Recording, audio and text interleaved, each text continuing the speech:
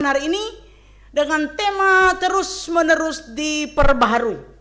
Ya, mari kita lihat Yehezkiel pasal 36. Nah, kita lihat berapa bagian ini. Ini sebenarnya satu pasal, tidak bisa dipisah, tetapi saya akan ringkaskan kepada saudara dan kita akan membaca beberapa ayat saja secara dipenggal begitu, nanti saya akan jelaskan lebih lanjut. Silakan buka Alkitabnya, saudara ya. Yehezkiel 36 ayat yang ketiga dulu, ya. Ayat yang ketiga dulu, ya. Sudah ketemu? Amin. Kita nikmati bagian ini, ya. Oleh karena itu bernubuatlah dan katakan, beginilah firman Tuhan Allah. Oleh karena sungguh karena musuh dari sekitarmu menjadikan kamu sunyi sepi dan mengingini kamu supaya kamu menjadi milik sisa bangsa-bangsa, dan oleh karena kamu menjadi buah mulut orang dan banyak dipergunjingkan. Baik, kita baca ayat 22 ya sampai nanti ke 32. Ini menarik sekali.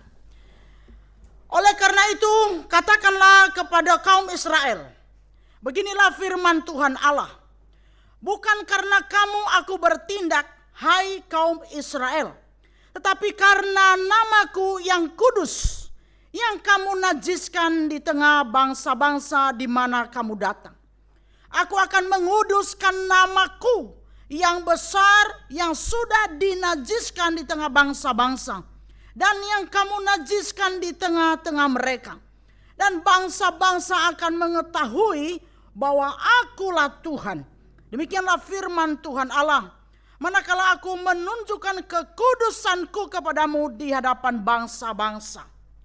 Aku akan menjemput kamu dari antara bangsa-bangsa dan mengumpulkan kamu dari semua negeri dan akan membawa kamu kembali ke tanahmu. Aku akan mencurahkan kepadamu air jernih yang akan mentahirkan kamu dari segala kenajisanmu. Dan dari segala berhala-berhalamu, aku akan mentahirkan kamu. Kamu akan kuberikan hati yang baru dan roh yang baru di dalam batinmu. Dan aku akan menjauhkan dari tubuhmu hati yang keras. Dan kuberikan kepadamu hati yang taat. Ayat 27. Rohku akan kuberikan diam di dalam batinmu. Dan aku akan membuat kamu hidup menurut segala ketetapanku dan tetap berpegang pada perintah-perintahku dan melakukannya. Dan kamu akan diam di dalam negeri yang telah kuberikan kepada nenek moyangmu, dan kamu akan menjadi umatku dan aku akan menjadi Allahmu. Aku akan melepaskan kamu dari segala dosa kenajisanmu dan aku akan menumbuhkan gandum serta memperbanyaknya. Dan aku tidak lagi mendatangkan kelaparan atasmu. Aku akan memperbanyak buah pohon-pohonmu dan hasil ladangmu, supaya kamu jangan lagi menanggung noda kelaparan di tengah bangsa-bangsa. Dan kamu akan teringat-ingat kepada kelakuanmu yang jahat dan perbuatan-perbuatanmu yang tidak baik. Dan kamu akan merasa mual melihat dirimu sendiri karena kesalahan-kesalahanmu dan perbuatan-perbuatanmu yang keji. 32. Bukan karena kamu aku bertindak, demikianlah firman Tuhan Allah, ketahuilah itu. Merasa malulah kamu dan biarlah kamu dipermalukan karena kelakuanmu, hai kaum Israel. Bapak, Ibu dan Saudara yang dikasihi Tuhan, konteks daripada nas yang barusan kita baca adalah nubuat yang disampaikan oleh Nabi Yehezkiel yang berasal dari suara Tuhan. Nubuat ini, perintah ini disampaikan dan berita ini disampaikan kepada umat Israel. Umat pilihan Allah yang pada saat itu mereka sedang di pembuangan di Babel. Nah saudara, seperti kita ketahui bersama yang berulang-ulang dikhotbahkan, saya rasa sudah hafal saudara ya. Kenapa mereka ada di pembuangan? Mengapa mereka dibuang ya ke Babel saudara? Karena apa? Karena dosa. Nah saudara yang dikasihi Tuhan, mereka bukan hanya dibuang secara wilayah, secara tempat, secara kependudukan. Tetapi lebih daripada itu, bangsa Israel sebenarnya itu dibuang dari hadapan Tuhan. Saudara, hidup yang paling menderita bukan karena kita pindah KTP atau pindah tempat pekerjaan atau pindah kota karena sesuatu. Tetapi yang lebih menderita, yang lebih mengerikan dalam hidup ini adalah ketika Tuhan membuang kita dari hadapan. Itu yang dikatakan tadi, hidupmu menjadi sunyi sepi. Saudara, Anda pernah mengalami hidup tanpa Tuhan? Pernah enggak? Pernah? Sunyi sepi. Saya nggak bisa bayangkan sunyi sepinya. Nah, saudara-saudara yang dikasihi Tuhan, oleh karena dosa mereka itu sebenarnya Tuhan sudah memberikan begitu banyak peringatan. Salah satunya peringatan yang besar yang mereka alami itu adalah mereka dijajah oleh bangsa-bangsa yang lain dan mereka kalah. Dan saudara, kalau baca pasal 36 saudara, dikatakan di sana bahwa kota-kota di Israel, tanah perjanjian itu saudara, tanah anugerah itu kota-kota itu telah dihancurkan oleh musuh-musuh mereka. Telah dihancurkan, tinggal reruntuhan. Tetapi mereka tetap juga mengeraskan hati dan mereka tidak bertobat saudara. Sampai akhirnya Tuhan mengizinkan mereka harus dibuang ke Babel. Bahkan dikatakan bukan hanya dibuang secara geografis, tetapi Tuhan membuang mereka dari hadapan. Saudara, kalau kita melihat peristiwa-peristiwa ya di dalam Alkitab, bagaimana umat pilihan yang disayang Tuhan itu sebenarnya. Kalau mereka tidak taat, kalau mereka diberi peringatan dan segala dosa mereka, tetapi mereka tidak taat saudara, tidak jarang mereka dibuang dengan sengaja oleh Tuhan. Kalau kita melihat peristiwa sebelum perjanjian baru, ada 400 tahun Tuhan tidak berbicara kepada bangsa Israel. Nah saudara, kalau kita melihat kembali pada bagian ini saudara, benar-benar dosa mereka itu sudah tidak bisa ditolerir lagi. Sampai-sampai itu mempermalukan nama Tuhan. Bahkan coba lihat ayat yang ketiga tadi saudara, dikatakan kamu menjadi buah mulut orang dan banyak dipergunjingkan oleh bangsa-bangsa sekitar, oleh orang-orang yang belum mengenal Tuhan. Padahal mereka ini dipilih secara khusus. Bangsa yang satu ini dikhususkan untuk menjaga kemuliaan Tuhan. Dikhususkan untuk memuliakan Tuhan dalam segala aspek hidup mereka. Dipilih dan dikhususkan supaya mereka menjadi role model siapa Allah. Supaya mereka ditaruh di sini sebagai terang bagi bangsa-bangsa yang belum mengenal Allah. Supaya ketika bangsa-bangsa yang belum mengenal Allah itu pengen melihat Allah seperti apa, harusnya mereka lihat di dalam diri umat yang dipilih secara khusus. Tetapi umat yang dipilih secara khusus ini justru mereka telah menodai hidup mereka dengan dosa yang tidak bisa lagi ditolerir. Sampai-sampai mereka menjadi buah bibir bangsa-bangsa dan mereka dipergunjingkan. Bukan hanya mereka yang dipergunjingkan, tetapi nama Tuhan yang dipermalukan, nama Tuhan yang diolok-olok, nama Tuhan yang digunjingkan. Nah itu kalau kita baca bagian-bagian sebelum. Nah saudara, maka dalam keadaan seperti itu, Anda tahu Tuhan tidak mau dipermalukan. Tuhan hanya mau dipermuliakan. Amin. Itu sebabnya Dia memilih kita. Itu sebabnya bangsa ini dipilih, diampuni dosanya, dikuduskan, dilayakkan, supaya namanya dipermuliakan melalui umat pilihan. Nah, saudara yang dikasihi Tuhan, tetapi bangsa itu tetap tegar tengkuk di hadapan Tuhan. Mereka tidak mau mengubah apa yang seharusnya diubah. Lalu kemudian apa yang terjadi saudara? Satu keadaan yang sangat fatal sekali. Tuhan mengerjakan sesuatu. Apa itu? Tuhan mengerjakan pemulihan. Dengan kehendak Allah sendiri. Demi kemuliaan namanya. Tuhan mengerjakan sesuatu pembaharuan. Pemulihan di tengah-tengah bangsa itu. Perhatikan. Kalau kita membaca ayat 24 tadi. Kalau sebenarnya ayat 7 ya. Dikatakan oleh sebab itu beginilah firman Tuhan Allah. Aku bersumpah bahwa bangsa-bangsa yang di sekitarmu sendiri pasti akan menanggung dosa noda mereka. Maka kamu gunung-gunung Israel akan bertunas kembali akan memberi buah untuk umatku, sebab mereka akan segera kembali. Hatiku akan baik kembali, dan aku akan berpaling kepadamu, dan kamu akan dikerjakan dan ditaburi, dan segala macam. Dan dikatakan di sana ayat 22, oleh karena itu ya, beginilah firman Tuhan, bukan karena kamu, tetapi karena apa? Namaku. Lalu dikatakan, aku akan mengambil kamu dari tengah-tengah bangsa-bangsa. Nah, saudara, Allah memutuskan demi kemuliaan namanya, demi menunjukkan kepada bangsa-bangsa di sekitar itu bahwa dia adalah Tuhan atas umat ini. Maka dia melakukan tindakan. Yang pertama sudah dikatakan, aku akan membawa kamu dari pembuangan kembali kepada Israel. Dan nanti itu kota-kota yang sunyi menjadi hidup kembali. Dan engkau akan menanam, maka gandummu akan berbuah, ladangmu akan berbuah berlipat-lipat. Itu saudara. Tetapi jangan hanya senang di situ, tapi dia katakan di ayat yang berikutnya, bagaimana supaya mereka itu bisa dimurnikan, bisa disucikan kembali.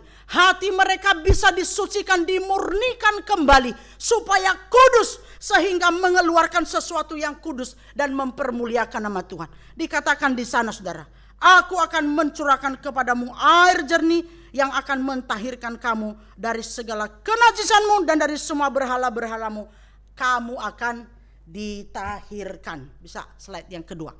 Saudara yang dikasihi Tuhan, Tuhan mengadakan pembaharuan bukan hanya secara perpindahan wilayah, tetapi juga yang paling utama di balik daripada itu semua, yang Tuhan inginkan dari mereka adalah pembaharuan batinnya. Pembaharuan hati. Saudara, kalau bicara batiniah itu, kalau kita bicara hati, sepertinya ringan ya, hati. Tetapi kalau dikatakan batiniah, memang dia tidak bisa dipegang, tetapi dia paling terdalam. Dia ada paling dalam. Batiniah itu saudara, sifatnya sangat personal sekali. Anda tidak tahu batiniah saya. Saya tidak tahu batiniah saudara. Yang tahu adalah hanya Anda dan Tuhan. Nah saudara yang dikasihi Tuhan, dikatakan Tuhan akan mentahirkan umat pilihannya dari segala dosa mereka. Atas kehendak Allah sendiri demi kekudusan namanya, dia mentahirkan umat pilihannya sudah berdosa itu dari segala dosa mereka. Dia tahirkan. Dengan cara apa saudara? Maka ayat yang berikutnya dikatakan tadi saudara, kamu akan kuberikan hati yang baru. Dan ayat 26, dan roh yang baru di dalam batin. Dan aku akan menjauhkan dari tubuhmu hati yang keras, dan kuberikan kepadamu hati apa? Yang taat. Nah saudara, bagaimana umat itu mendapatkan kembali hati yang baru, lalu kemudian terlepas dari hati yang keras? Bagaimana supaya hati mereka taat? Nah itu yang dikatakan di ayat yang ke-27, dikatakan rohku akan kuberikan diam di dalam apa? Batinmu. Roh Allah itu ditaruh di dalam hati mereka. Sekali lagi atas inisiatif Allah, demi menjaga kekudusan nama Tuhan. Maka dia taruh rohnya yang kudus itu di dalam hati mereka. Dan roh kudus itulah yang mengerjakan ketaatan. Roh kudus itulah yang mengerjakan apa? Melembutkan hati yang keras. Roh kudus itulah yang mengerjakan, menghasilkan hati yang baru, hati yang lembut di hadapan Tuhan. Roh kudus itu. Nah saudara yang dikasihi Tuhan,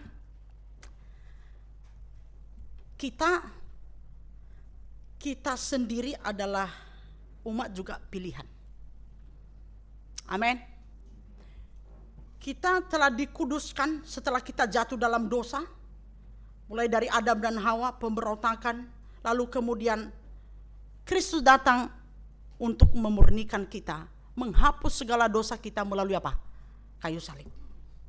Lalu kemudian sampai dia kembali ke surga, dikatakan aku akan menyediakan tempat bagimu.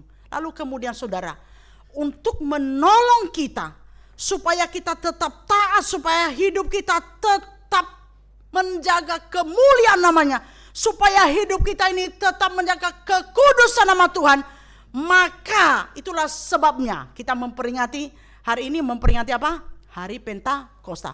Itu adalah peristiwa di mana Roh Kudus Roh Kudus diturunkan saudara. Roh Kudus, Tuhan mengutus rohnya ke dalam hati kita, ke dalam batin kita untuk menjaga hati ini. Untuk menjaga seluruh hidup ini. Supaya kita tetap mempermuliakan nama Tuhan. Supaya seluruh apa yang terpancar. Baik di hati kita, di pikiran kita, dan segala perilaku kita. Itu dikendalikan oleh Roh Kudus. Sehingga seluruhnya benar dan mempermuliakan nama Tuhan. Maka pusat daripada segala sesuatu apa? Batin ini, hati. Makanya firman Tuhan katakan apa?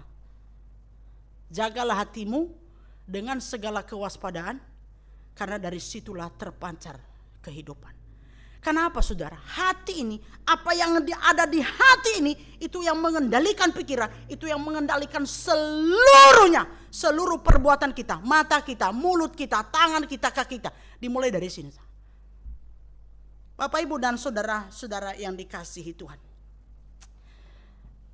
Kalau kita mau jujur saudara, sungguh sekalipun kita ini sudah dikuduskan oleh darah Kristus di atas kayu salib. Tuhan sudah mengatakan sudah selesai. Aku sudah mengampunimu.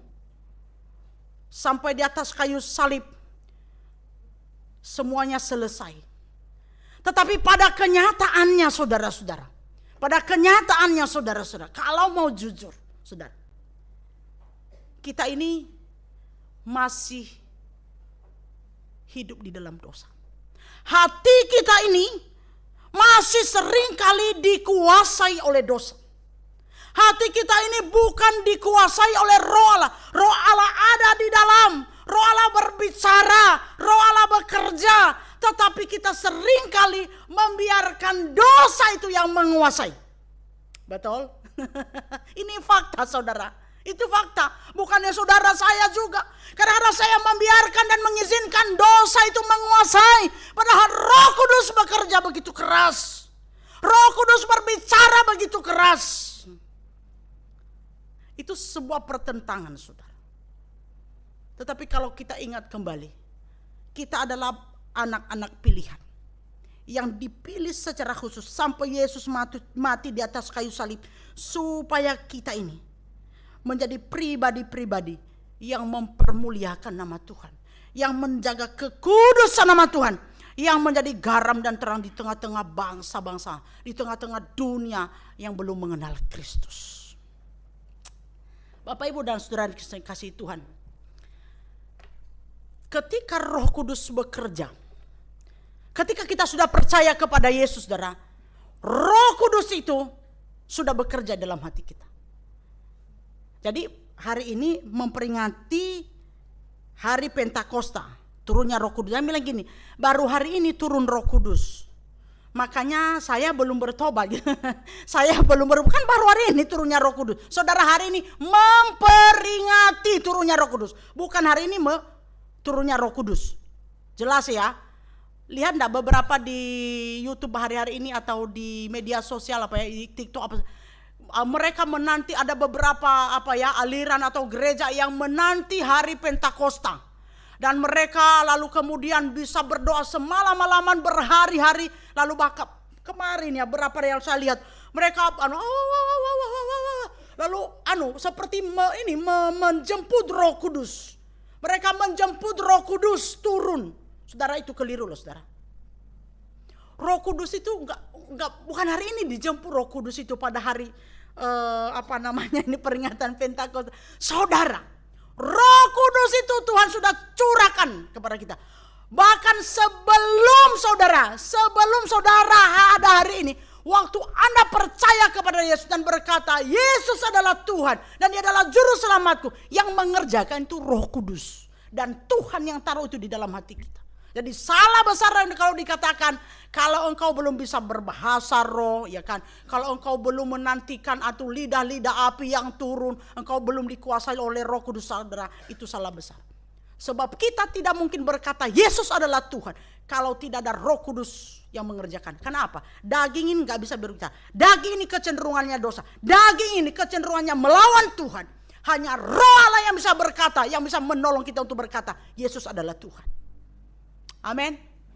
Jadi jangan ada alasan ya. Jangan bilang gini, oh ya kan kemarin belum turun Roh Kudus. Baru hari ini hari Pentakosta. Jangan sering gara-gara. Saudara yang dikasihi Tuhan. Sekali lagi, Roh Kudus Tuhan taruh dalam hati kita untuk terus mengingatkan kita. Ketika kita berbuat dosa, ketika hati ini berdosa, ketika pikiran ini berdosa, ketika mata ini berdosa, ketika mulut ini berdosa, ketika tangan ini berdosa, ketika kaki ini berdosa, Roh Kudus pekerjaannya adalah mengingatkan kita. Supaya kita kembali hidup benar. Supaya apa? Supaya nama Tuhan tetap dipermuliakan. Supaya kekudusan nama Tuhan itu tetap terpelihara. Dan memang untuk itulah kita ada di sini. Untuk memuliakan Dia dan menjaga kekudusan namanya. Saudara yang dikasihi Tuhan. Ketika Roh Kudus itu bekerja, ada dua reaksi kita. Siapa yang bisa tebak? Ada dua reaksi kita. Sesuai pengalaman. Nanti yang bisa tebak boleh minum kopi sampai 10 gelas. Biasanya respon kita apa? Iya, pinter sekali. Paling sering apa? Menerima apa menolak? Menolak. Paling sering. Saudara jangan bilang begini, oh Roh Kudus tidak bekerja. Saudara, kalau saudara adalah umat pilihan Allah. Kalau saudara sudah menyebut Yesus adalah Tuhan dan Juru Selamat. Maka saya sangat yakin, bahkan bukan saya yakin, sudah pasti Roh Kudus itu bekerja di dalam hatimu dan di dalam hatiku. Pasti bekerja. Tetapi yang menentukan hasil dari pekerjaan Roh Kudus itu tetap mempermuliakan nama Tuhan atau kita tetap menikmati dosa itu apa? Taat atau tidak? Sering apa saudara? Bukan hanya menolak, melawan suara Roh Kudus. Dan lebih ironis lagi adalah melawan suara Roh Kudus dan kemudian kita menenggelamkan diri kita di dalam dosa itu. Kita bukan hanya melawan Roh Kudus, tetapi dengan sadar penuh kita menenggelamkan diri kita di dalam dosa itu dan kita nikmati itu. Dan kita lupa bahwa di saat seperti itu nama Tuhan dipermalukan dalam hidup kita, bukan dipermuliakan. Dan pada saat itu kita lupa apa tugas kita ada di sini. Pada saat itu kita lupa mengapa Yesus mati untukku. Bapak, Ibu, dan saudara-saudara yang dikasihi Tuhan. Ketika kita ini bisa dengan kekuatan taat pada pimpinan Roh Kudus untuk hidup benar. Ketika kita jatuh lalu bangkit kembali. Saudara, kita bisa mempermuliakan nama Tuhan dalam hidup kita. Kita bisa melakukan sesuatu yang benar, yang berkenan di hadapan Tuhan. Saudara yang dikasihi Tuhan. Kita melakukan itu bukan supaya orang melihat kita. Perhatikan ini baik-baik. Seringkali kita salah pahamin. Bukan supaya orang memuji kita. Ya dia rohani sekali ya. Aduh dia bertumbuh sekali. Bagus sekali dia itu ya. Saudara, bukan supaya orang berterima kasih kepada kita. Bukan supaya orang memuji kita. Bukan saudara. Tapi supaya apa? Supaya nama Tuhan dipermuliakan. Bukan supaya nama Tuhan dipermalukan. Kalau saya jatuh di dalam dosa, bukan sayanya yang dipermalukan, tapi nama Tuhan yang dipermalukan. Yesus yang sudah mati itu yang dipermalukan. Jadi jangan dangkal saudara. Kalau hanya sebatas untuk diri kita, maka kita akan berontak. Kita tidak mau saudara. Kita akan melawan saudara. Tetapi ada yang lebih besar. Di balik diri kita ini ada yang lebih besar. Yang harus kita pertahankan apa? Kemuliaan nama Tuhan. Kekudusan nama Tuhan. Kekudusan nama Kristus. Yang sudah mati di atas kayu salib untuk menebus dosa kita. Amin. Jadi dia tidak pendek. Cara berpikir kita menjadi tidak pendek, saudara. Bapak, Ibu, dan saudara yang dikasihi Tuhan. Ada banyak hal dalam situasi dalam diri kita ini Roh Kudus bekerja. Pertama, saudara, kurang lebih beberapa hal. Pertama, ketika kita membaca firman. Makanya kita itu sebaiknya terus membaca firman. Saudara, orang yang jarang baca firman, kecenderungan hatinya itu gampang sekali dikuasai oleh dosa. Ketika baca firman, Roh Kudus bekerja. Makanya Tuhan memberi firman. Supaya Roh Kudus ingatkan kita mana benar, mana yang tidak. Kalau engkau taat, engkau akan menikmati itu. Dan engkau mempermuliakan nama Tuhan. Yang kedua, ketika kita mendengar firman. Banyak cara kita mendengar firman Tuhan di zaman ini. Bisa melalui khotbah, bisa melalui YouTube, bisa melalui apa lagi, macam-macam. Dua, taat atau menolak. Yang ketiga, saudara, melalui apa, saudara? Melalui apa lagi? Bisa melalui orang lain. Bisa melalui orang lain dipakai Tuhan untuk membimbing kita, untuk memperingati kita, untuk mengingatkan kita. Hanya dua juga kemungkinan, taat atau menolak. Yang ketiga, yang keempat, saudara, melalui situasi-situasi tertentu yang kita alami dalam hidup ini. Dan banyaknya adalah melalui situasi-situasi yang sulit.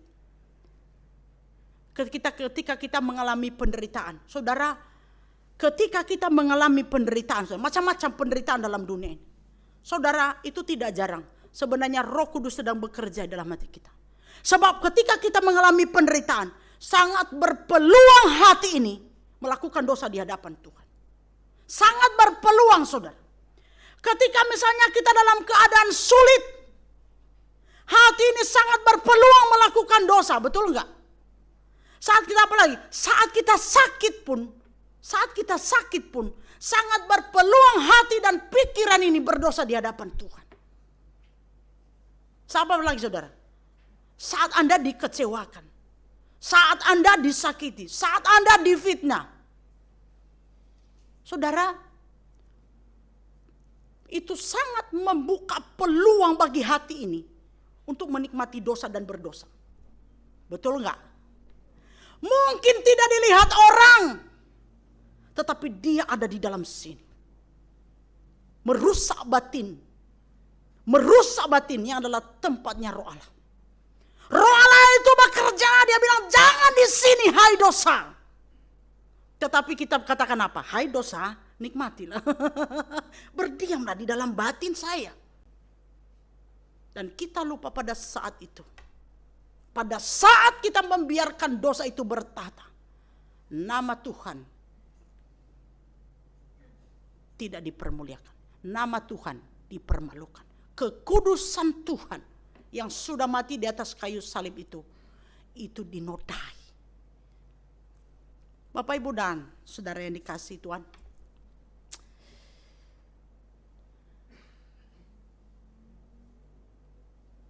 coba kita pikirkan sebentar. Roh Kudus sedang bicara apa? Mengingatkan kita di hari-hari ini. Terkini. Jangan bicara sebulan yang lalu, mungkin udah lupa gitu ya. Atau setahun yang lalu, terkini. Roh Kudus berbicara melalui apa? Dan Roh Kudus sedang bicara apa? Roh Kudus sedang membersihkan seperti apa? Apakah kita mengambil sikap taat? Atau kita mengambil sikap melawan? Saudara, itu sangat personal sekali. Sangat personal sekali. Dan hanya satu pribadi yang tahu, yaitu Tuhan. Amin. Dan yang mempermuliakan nama Tuhan, yang menyenangkan hati Tuhan itu bukan yang terlihat di luar itu. Tetapi batin yang sudah bersih atau tidak. Sekali lagi itu sangat personal di hadapan Tuhan.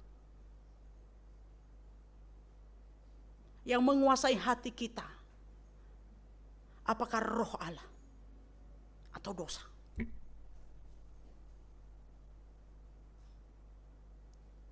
Kalau Roh Allah yang ada, maka Tuhan berkata, taat. Supaya engkau mendapatkan hati yang baru, yang murni, yang sudah ditahirkan dan mempermuliakan nama Tuhan. Itulah sebabnya nanti engkau bisa menikmati hasil daripada pembaharuan itu. Tuhan akan membawamu kembali kepada keadaan yang seharusnya. Seperti bangsa Israel itu dibawa kembali ke tanah perjanjian itu. Dan segala ladang yang ditanami itu menjadi apa? Berbuah banyak. Gandumnya menjadi berbuah. Dan sungguh benar firman Tuhan yang berkata, dosamulah yang menghalangi berkat Tuhan atasmu. Tidak jarang saudara, karena dosa kita itu menjadi penghalang dari berkat Tuhan bagi kita. Saudara, suatu ketika menutup bagian ini, ya slide yang terakhir saudara. Ada seorang pernah mendengar nama seorang penginjil besar dari Inggris yang bernama Charles Spurgeon. Saudara, Charles ini saudara kurang lebih umur 15 tahun, dia seorang yang belum mengenal Tuhan. Di Inggris adalah di mana musim yang sangat dingin sekali dan salju ada di mana-mana. Dan dia melewati salju itu dan dalam perjalanannya dia mengalami rasa dingin yang luar biasa karena memang cuaca sangat dingin sekali.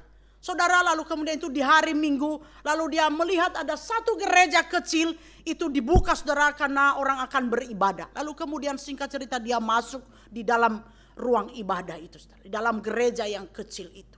Dia ingin berlindung di situ. Tetapi ibadah sudah mulai saudara, orang kursa-kursu. Ternyata apa? Pendeta pengkhotbahnya itu tidak bisa datang karena badai salju itu menahan dia di jalan. Saudara, akhirnya saudara kusa-kusu saudara. Lalu kemudian akhirnya saudara ada satu orang jemaat yang memberanikan diri maju ke depan dan tidak pernah berkhotbah saudara. Tetapi daripada tidak dibacakan firman Tuhan, lalu dia maju ke atas mimbar dan kemudian saudara dia menyampaikan firman Tuhan secara sangat-sangat sederhana. Orang yang naik di atas mimbar itu profesi pekerjaannya adalah tukang sol sepatu. Saudara yang dikasihi Tuhan, lalu dia membaca Yesaya 45 ayat 22. Dia katakan di situ, firman Tuhan katakan, berpalinglah kepadaku dan biarkanlah dirimu diselamatkan. Hai ujung bumi, sebab aku Allah dan tidak ada yang lain. Dia ulang-ulang saudara, dia ulang-ulang. Lalu saudara kemudian tiba-tiba dia berkata kepada Charles, anak muda itu.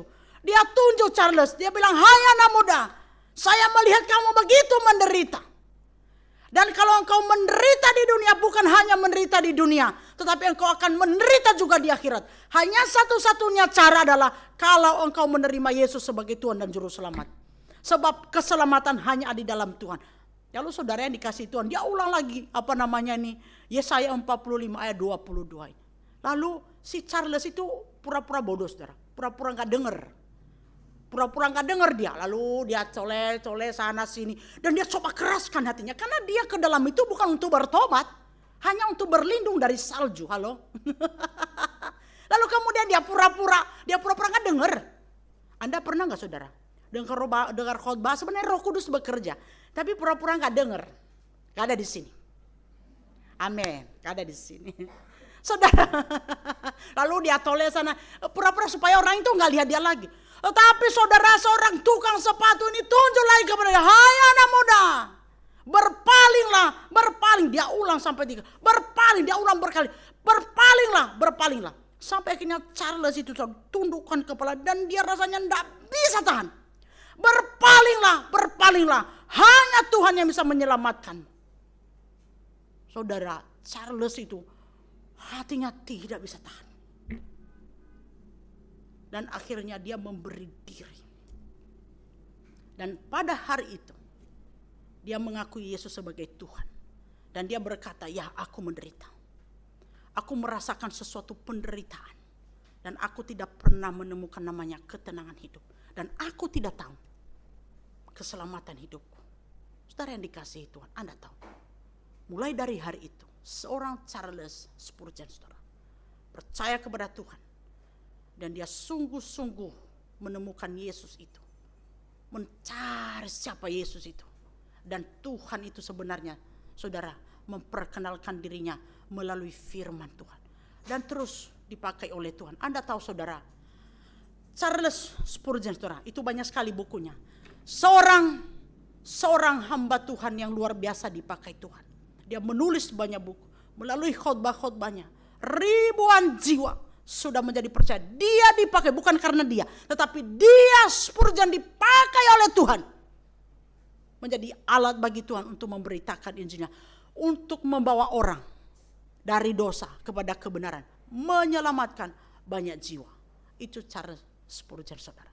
Nah, dialah yang berkata ini. Jadi banyak sekali kutipan-kutipan dari bukunya, banyak sekali. Bukunya bagus-bagus sekali, saudara ya. Kalau kita baca buku Spurgeon, saudara, itu menusuk sampai ke dalam sum-sum kita, saudara yang dikasih Tuhan. Dia yang berkata, Tuhan mungkin mengizinkan kita mengalami musim-musim pergumulan dengan tujuan untuk memperkaya jiwa kita, untuk memperdalam ketergantungan kita kepada Dia, dan supaya kita percaya kepada kedaulatannya dan pada tangannya yang penuh kasih kepada setiap umat pilihannya. Saudara lihat, yang menyampaikan firman hanya seorang tukang sepatu. Firman Tuhan pun dia tidak siapkan seperti saya siapkan hari ini. Dia ulang-ulang ayat itu, Yesaya 45 ayat 22. Tetapi satu hal, Charles Spurgeon, saudara, taat. Pertama, dia mengeraskan hati, pura-pura gak dengar, pura-pura gak mau tahu. Tetapi Roh Kudus bekerja, dan Charles taat kepada suara Roh Allah itu. Dan hidupnya sungguh dipulihkan oleh Tuhan dan dipakai Tuhan secara luar biasa. Saudara yang dikasihi Tuhan,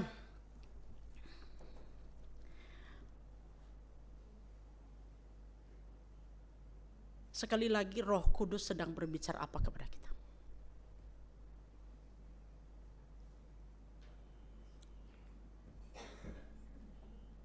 Tuhan tidak senang yang di luar, bukan tidak senang. Kekudusan nama Tuhan itu bukan apa yang terlihat di luar. Mempermuliakan nama Tuhan itu bukan apa yang terlihat orang lain di luar, bukan. Mempermuliakan nama Tuhan itu adalah yang dilihat Tuhan itu yang di sini, di dalam batin itu, yang tidak bisa dilihat orang lain, yang hanya dilihat Tuhan secara personalnya kita. Mungkin kita pelayanan, ya, mungkin kita kelihatannya baik, tapi kalau dosa yang bertada di sini, saudara, perilaku kita yang baik itu tidak mempermuliakan nama Tuhan. Hati kita yang sangat connect dengan Tuhan, yang sangat dilihat oleh Tuhan, itu mempermuliakan Dia atau tidak. Amin. Amin. Firman Tuhan ini pun berbicara kepada saya. Yang berkenan di hati Tuhan bukan saya pelayanan di mana. Sungguh itu, saudara. Tetapi hatiku yang terus dimurnikan oleh Tuhan. Terus dimurnikan oleh Roh Kudus. Dan saya belajar taat.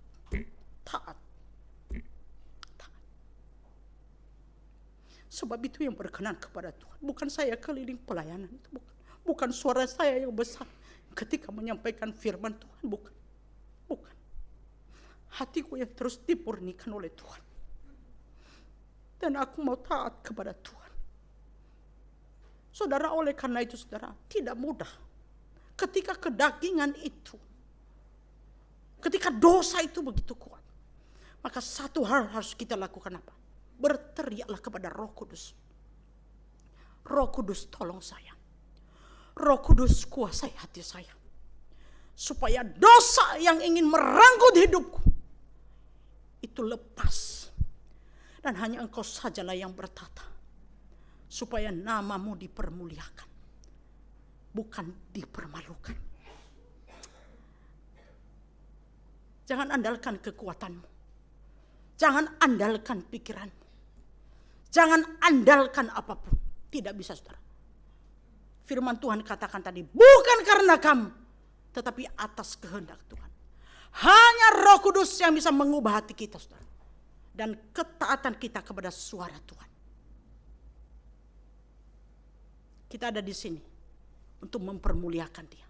Dia mati di atas kayu salib dan memilih kita, menebus kita, supaya seluruh hidup ini mempermuliakan namanya dan menjaga kekudusannya. Mari kita berdoa.